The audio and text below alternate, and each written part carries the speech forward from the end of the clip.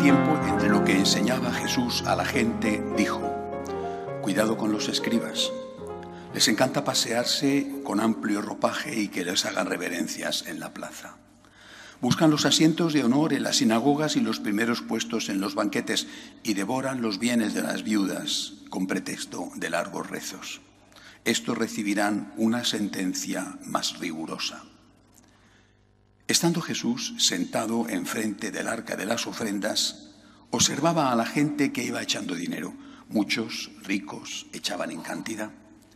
Se acercó una viuda pobre y echó 2 reales.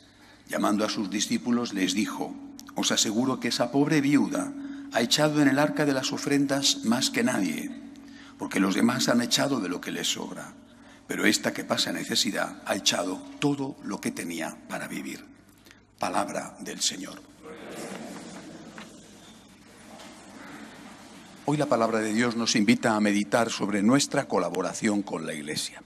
El ejemplo de esta mujer viuda, pobre, dice, podía haber sido viuda y rica, pobre viuda, es un ejemplo que con frecuencia ha sido malinterpretado. Yo por lo menos me he encontrado más de una vez con personas que decían que la viuda echó 2 reales y que por lo tanto no había que echar más que 2 reales. Bueno, en aquella época los reales no existían, sería 1/10 de dracma o lo que fuera.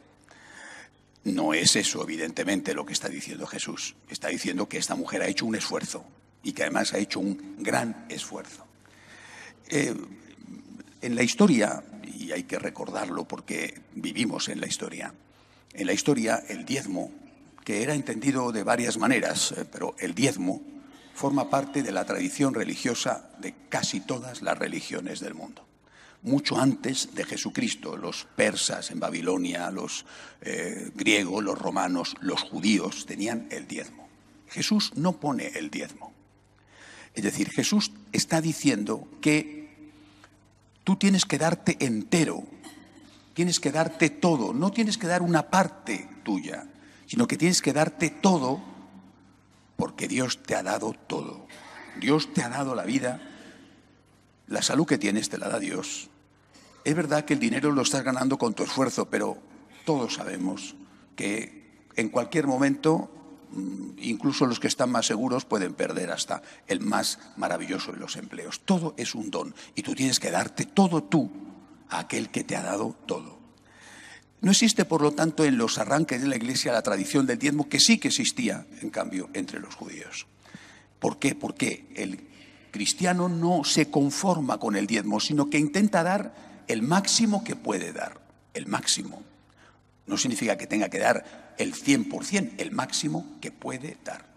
La tradición del diezmo en la Iglesia se establece cuando los musulmanes vuelven a conquistar Jerusalén y termina el reino cristiano en Jerusalén. Entonces el Papa convoca una nueva cruzada que no tiene éxito y declara la necesidad de que todos los cristianos paguen lo que se llamaba el diezmo de la cruzada. Bueno, el diezmo de Soleimán, el diezmo de la cruzada, para armar la cruzada, para recuperar Jerusalén. A partir de ahí, pasado el momento histórico de la cruzada, se vuelve a establecer en la Iglesia el diezmo. Repito, no es una idea inicial de Jesucristo. Jesucristo se está pidiendo que des tu corazón y que des todo, pero al final, debido a esa circunstancia concreta, poco a poco empieza a establecerse la idea de que hay que cuantificar la cantidad que uno tiene que dar, el diezmo, ¿vale? Esto sigue hasta prácticamente nuestros días, que desaparece con el Concilio Vaticano II. Ya antes estaba empezando a estar en desuso, pero todavía hay sitios donde esto se practica. En cualquier caso, la generosidad hacia la Iglesia, esta generosidad va por barrios. He vivido un año en Estados Unidos, en la parroquia que tenemos allí, y he quedado admirado de la seriedad con que los católicos norteamericanos se toman las cosas. Todo, se toman el culto, qué respeto hacia la liturgia, pero también con qué seriedad dan su aportación económica a la Iglesia. Son, de verdad, ejemplares. He vivido en otros sitios y es todo lo contrario. Y nosotros estamos en la tabla media, No somos lo peor y no somos lo mejor. Y creo que también nosotros tenemos que hacer un examen de conciencia. ¿Qué estamos haciendo para cumplir esta obligación? Que no es una opción, es una obligación. Entre tantas cosas que hemos olvidado los llamados mandamientos de la Iglesia. El quinto mandamiento de los 5 que tiene la Iglesia, el quinto es ayudar a la Iglesia en sus necesidades. Alguno puede pensar, pero eso es solo para los pobres. Oiga, el ejemplo que pone Jesucristo hoy, el ejemplo de la viuda, es para el culto. Estaba echando el dinero en el arca del templo, y de un templo que era riquísimo. No rico, riquísimo. El poder económico que tenía el templo de Jerusalén probablemente era el mayor que existía en todo el Imperio Romano. Seguramente manejaba más dinero el templo de Jerusalén que el propio emperador. Era riquísimo y además era fuente de préstamos y por lo tanto de intereses. Y bueno, pues esta mujer, sin embargo, es puesta como ejemplo de alguien que ayuda al culto. Es algo necesario. ¿Cómo hemos construido esta iglesia y cómo la hemos pagado? Pues con vuestra ayuda. Si no fuera por esa ayuda, ¿cómo vamos a pagar la luz y la calefacción y el aire acondicionado en verano? Oye, el sueldo de los curas, ¿cómo lo vamos a hacer? Pues si no viene el dinero, no podemos mantener las iglesias abiertas. Y si nos aplican el IBI, como parece que quiere aplicar el gobierno sociocomunista, pues entonces a ver qué vamos a hacer si no hay generosidad por parte de los feligreses, que son los que consumen el producto, los que utilizan esos servicios religiosos. Otro apartado, la evangelización. Es imprescindible aquí, pero es imprescindible en tantos sitios donde no se llega, donde de verdad hay carestía económica y no hace falta irse tan lejos. Basta, por ejemplo, con ver las periferias de ciudades. No estamos en la periferia aquí. Por tanto, la evangelización es algo que tiene que sostenerse con la ayuda generosa de los católicos, incluido, por ejemplo, el uso de los medios de comunicación. Si no fuera por esa ayuda generosa, ¿cómo íbamos a poder llevar la palabra de Dios a tantos sitios diferentes, en el pasado y en el presente? Y por supuesto, también los pobres. Culto, evangelización y pobres. Y esto, repito, no es opcional. Esto es una obligación. No tienes la obligación de dar una cantidad, sino que tienes la obligación de dar lo que puedas dar. ¿Que te pones el diezmo como referente? Vale. Pero tú tienes la obligación de ayudar a la Iglesia en sus necesidades, porque de eso sale el culto para el Señor, que es nuestro deber, de eso sale el apoyo a la evangelización y de eso salen las obras de caridad. Primera parte, porque hay una segunda parte.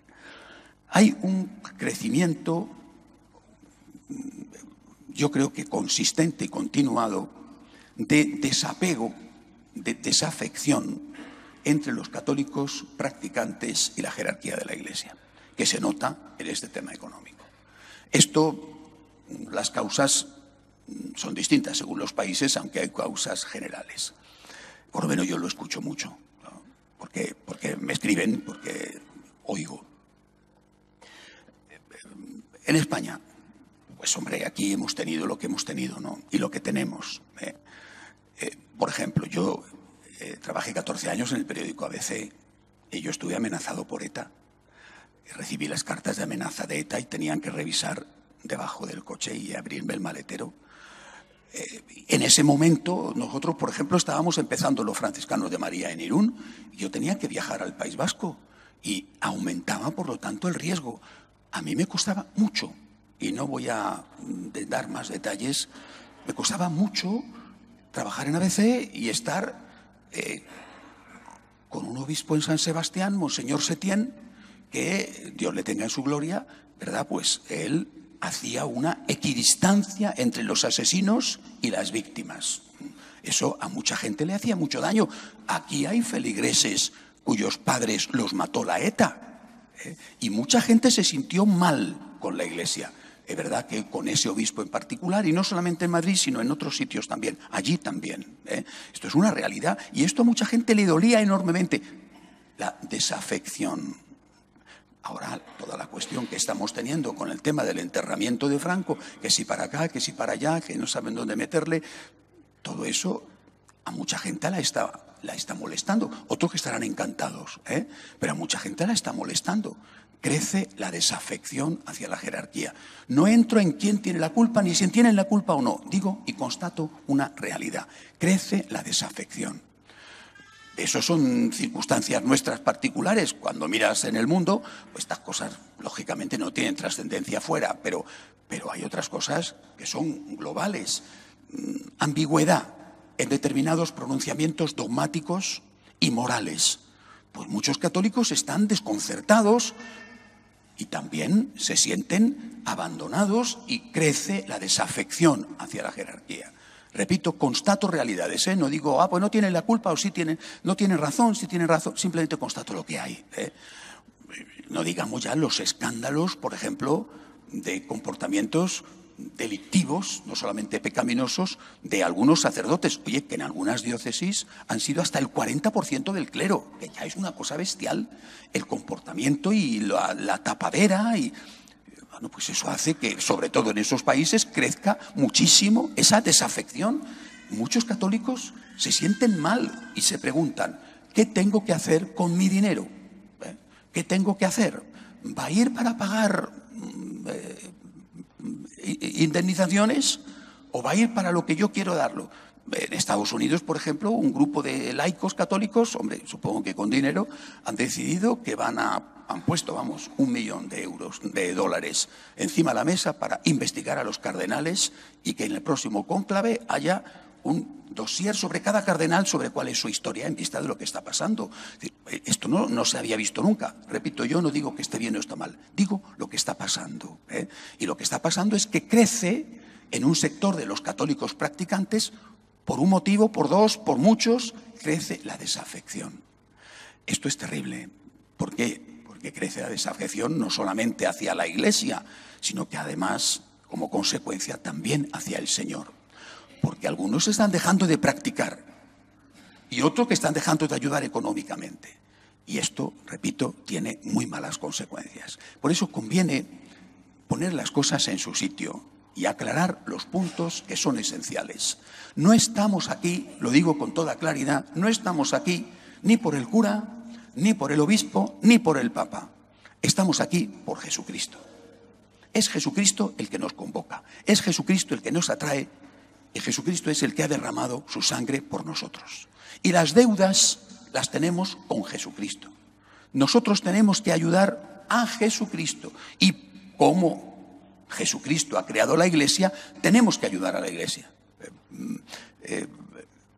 Pensando sobre esto que iba a deciros hoy, he recordado un libro que me recomendó en su momento el que fue mi maestro, José Luis Martín Descalzo, un libro en francés, no sé si estará traducido, Le Grand Amitié, Las Grandes Amistades, escrito por un matrimonio, un gran filósofo católico del siglo pasado, Jacques Maritain y su esposa Raisha. Y sobre todo Raisha cuenta en el libro lo importante que fueron para ellos, completamente alejados de la Iglesia y hostiles a la Iglesia, lo importante que fueron para ellos esas grandes amistades para volver a la fe, particularmente Léon Bloy. Y ella dice, Raisha dice en el libro, que cuando empezaron a descubrir a Jesucristo se sintieron enseguida muy atraídos por el Señor, pero que la Iglesia les repugnaba enormemente y que ese rechazo que sentían hacia la Iglesia les llevaba a retrasar el momento de entrar en la Iglesia. Hasta que le dijeron, mira, si tú hubieras descubierto la perla preciosa del Evangelio y estuviera metida en un lodazal, donde está el excremento de los cerdos, ¿qué harías?